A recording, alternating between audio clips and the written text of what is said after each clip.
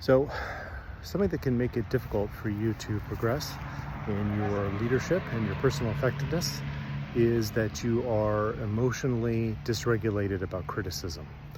And you don't have to be scared or bothered by criticism. It either comes from a credible source or it doesn't, and it's valid and applies to you, or it isn't. And you don't have to feel a certain kind of way about that when you receive it, right? But sometimes, as a senior, when you offer critical feedback to juniors, you can see that they're dysregulated about that criticism, or about criticism in general, and here's how that shows up.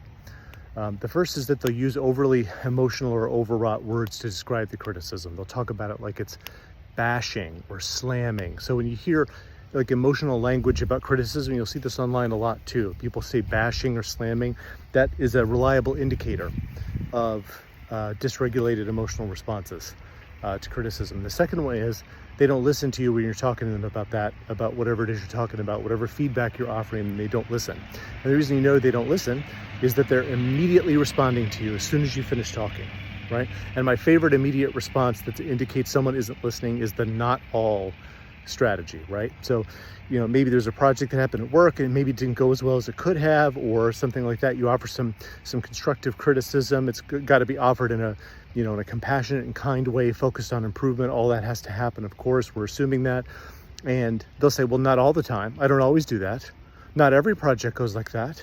So that's a black and white frame and an extreme interpretation of what you're saying, right?